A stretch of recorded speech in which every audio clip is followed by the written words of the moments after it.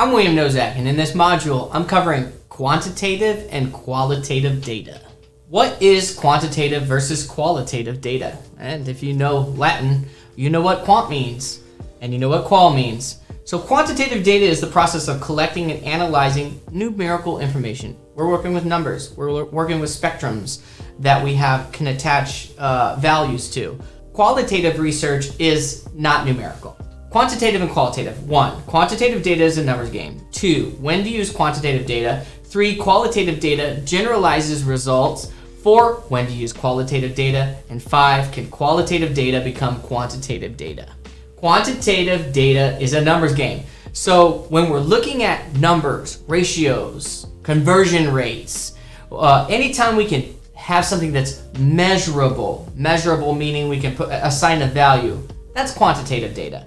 In digital marketing, it's important to measure what you can in order to get a better understanding of what your customers' needs are and how to meet them. And so we're trying to put together this puzzle of information. We've got great data from one resource and a piece of software. We've got great data from our Google Forms, and we've got an intake form with data. So we're combining all of these data sources to really create conversion rates and understanding of when I have this number or this critical mass, it turns into this much of this and this much of that. That's quantitative data. People say it's reliable because its basis is in statistics. 2, when to use quantitative data. So quantitative data is best used in situations where hard statistics are needed, right? It's this statistics thing. It's one thing divided by another where we can get a conversion rate or some type of ratio. When we're using mathematical models, it just adds reliability and credibility to the data. It's not always true. Measuring the satisfaction of your customers, which could be hypothetically hard, using specific metrics can lead to repeat end users.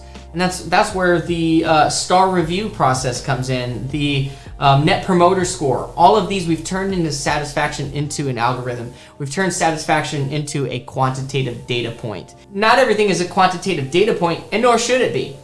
Qualitative data generalizes results. We're reading and writing down in a document what people are saying about our 5-star review experience. We're writing down in a document what people are saying about our 1-star experience. We're reading surveys that we've surveyed actual clients and putting good, bad, and different comments in groups and noticing kind of what people are saying thematically.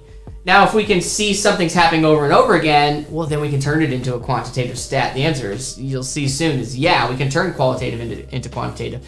But for qualitative, we're really looking at kind of how do things appear? What are people saying? What are people saying we do great? What are people saying we don't do great?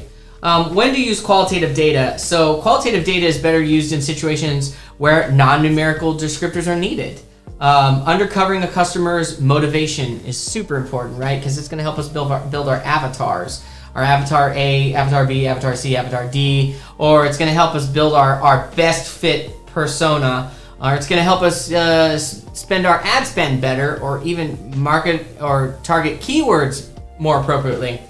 So we want to target this motivation because if we can learn a little bit what motivates people, we're finding how to trigger their emotions, right? Because we're marketers at the end of the day. Like, emotion is a lot of how we win in marketing.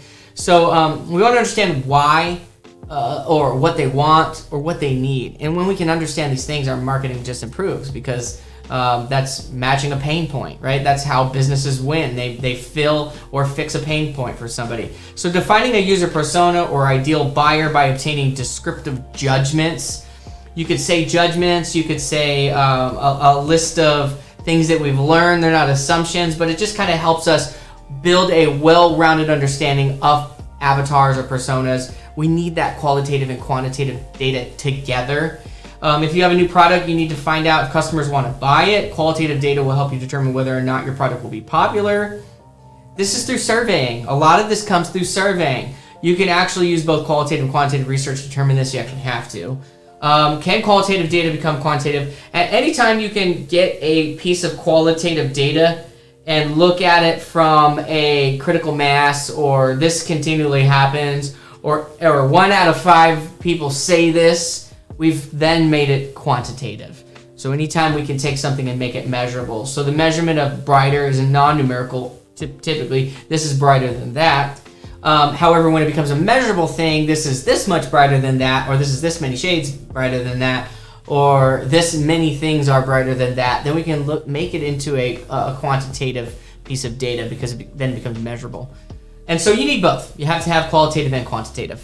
There's value in both. If you need to, go back and watch that. If not, I'll see you in the next module.